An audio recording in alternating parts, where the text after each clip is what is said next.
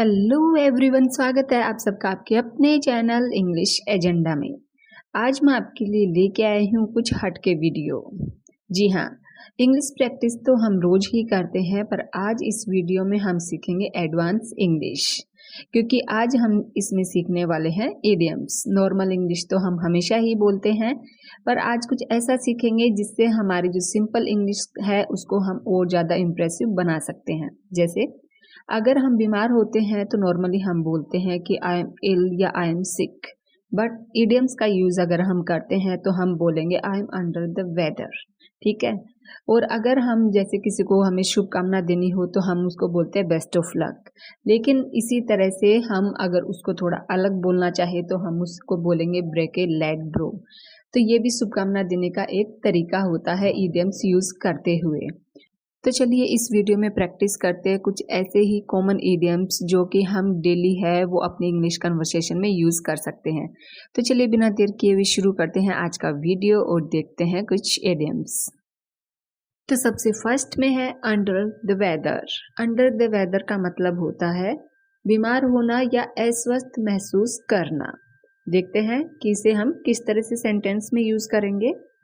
Sorry, I can't come to work because I'm feeling under the weather।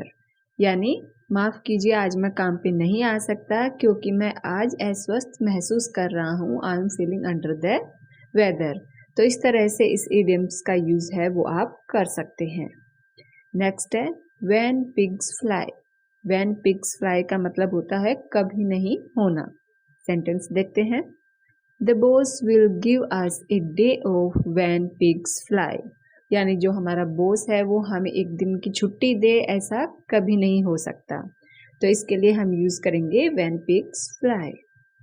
Next है come rain or shine। इसका मतलब होता है चाहे जो हो या चाहे कुछ भी हो जाए। देखते हैं सेंटेंस में कैसे यूज करेंगे। come rain or shine, I will see you on Monday। कि चाहे कुछ भी हो जाए मैं तुमसे मंडे को मिलूंगा। तो इसके लिए हम इसका यूज करेंगे। नेक्स्ट है a piece of cake. A piece of cake का मतलब होता है बहुत आसान होना। कोई भी चीज जो हमारे करने के लिए बहुत आसान होती है तो उसके लिए हम इसका यूज करते हैं। सेंटेंस देखते हैं। Maths exam is a piece of cake for me. यानी मैथ्स का एग्जाम है वो मेरे लिए बहुत आसान है।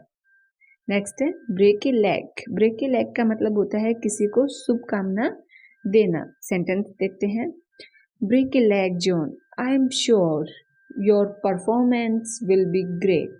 यानी मेरी शुभकामनाएं हैं आपको कि आपकी जो परफॉर्मेंस है वो काफ़ी अच्छी होगी। तो इसके लिए जब हम किसी को शुभकामना देते हैं तब हम इसका यूज़ करते हैं। नेक्स्ट है spill the beans. Spill the beans का मतलब होता है भेद खोल देना, समय से पहले सीक्रेट बता देना। जैसे कि हम किसी की बर्थडे पार्टी या सरप्राइज कर रहे हैं और उसको हमें नहीं बताना है और किसी ने उसको पहले ही जाके इसके बारे में बता दिया है, तब हम इसका यूज करते हैं। जैसे now don't spill the beans, कि अब कोई भी है भेद मत खोल देना। नेक्स्ट है miss the boat. Miss the boat का मतलब होता है बहुत देर हो जाना या अवसर खो देना, हमारे पास जो मौका था उसे गवा देना। सेंटेंस देखते हैं। I missed the boat this time but I will join then next season. ठीक है, कि इस टाइम है वो मैंने ये अवसर खो दिया, पर जब नेक्स्ट सीजन आएगा तो मैं आप लोगों को बिल्कुल ज्वाइन करूंगा। नेक्स्ट है hit the sack. Hit the sack का मतलब होता है सोने जाना या सो जाना। ठीक है, तो सेंटेंस देखते हैं। I have a busy day tomorrow so I think I will hit the sac.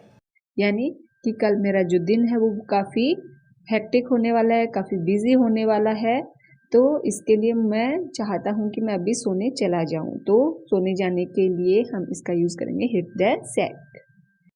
Next है the ball is in your court. यानी अब आपको फैसला करना है। ये होता है ना कि कोई भी चीज़ पे डिसीजन लेना हो और लास्ट में कि भाई हमारा डिसीजन हो चुका है, हम फाइनल कर चुके हैं, लास्ट आप बचे हैं, जो फाइनल डिसीजन है वो आपको लेना है, तो उसके लिए हम इसका यूज़ करते हैं। सेंटेंस देखते हैं। He is waiting for her to call him back. The ball is in her court now. कि वह उसके वापस बुलाने का इंतज़ार कर रहा है। अब अंतिम फैसला है वो उसका होगा। नेक्स्ट है a pain in the neck. A pain in the neck का मतलब होता है कोई व्यक्ति या कोई चीज़ जो आपको बहुत परेशान करने वाली हो, तो उसके लिए हम इसका यूज़ करते हैं। जैसे your friend is a pain in the नेक, यानी जो तुम्हारा दोस्त है वो बड़ा ही सरदर्द है। ऐसा है जैसे पेन इन द नेक कि जैसे गर्दन में दर्द हो। नेक्स्ट है कैट गोट योर टंग, यानी किसी को यह पूछना कि वह बोल क्यों नहीं रहा है। कोई इंसान चुपचाप बैठा हुआ है, तब हम इसका यूज़ करते हैं कि क्या हुआ भाई, क्यों नहीं बोल रहे हो, कैट गोट योर टंग। तो इस तरह से हम इसका यूज़ करेंगे। सेंटेंस देखते हैं। What is the matter Rahul, cat got your tongue, कि राहुल क्या मामला है, तुम क्यों नहीं बोल रहे हो। नेक्स्ट है एज राइट एज रेन, यानी बिल्कुल ठीक, बहुत अच्छा स्वस्थ होना या स्थिति है वो उसकी बिल्कुल ठीक ठाक होना, तो उसके लिए हम यूज़ करेंगे as right as rain. Sentence देखते हैं। He was very ill but he is as right as rain now, कि वह पहले बीमार था लेकिन अब वह बिल्कुल ठीक है। नेक्स्ट है पुल समवन लेग। पुल समवन लेग का मतलब होता है मजाक करना, किसी के साथ जोक करना। सेंटेंस देखते हैं। I was just pulling your leg, कि मैं तो तुम्हारे साथ बस मजाक कर रहा था। नेक्स्ट है बटरफ्लाई इन माई स्टमक। इसका यूज़ हम तब करते हैं कि जब किसी चीज़ को लेके हमें घबराहट हो, एक्साइटमेंट हो, ठीक है, तो उस पर्पस के लिए हम ये यूज़ करते हैं कि butterfly in my stomach. Sentence देखते हैं। I used to get butterfly in my stomach before school test, कि जब भी स्कूल टेस्ट होने वाले होते हैं, घबराहट के मारे मेरे जो पेट है उसमें बटरफ्लाई उड़ने लगती है, यानी मुझे बहुत ज़्यादा घबराहट होती है टेस्ट के पहले। नेक्स्ट है let the cat out of the bag, यानी भेद खोल देना या राज बता देना, कि चलो अब तो बहुत हुआ, अब तो जो सीक्रेट है वो हमें बता ही दो, तो उसके लिए हम ये यूज़ करते हैं। सेंटेंस देखते हैं। I was trying to keep the party a secret but he went and let the cat out of the bag, यानी ये जो उसकी पार्टी थी उसका हमने सीक्रेट रखा हुआ था, लेकिन वह गया और उसने सारा का सारा भेद है वो उसी को बता दिया, तो उसके लिए हम यूज़ करते हैं कि now let the cat out of the bag, कि अब तो जो हमारा सीक्रेट था वो बाहर आ चुका है।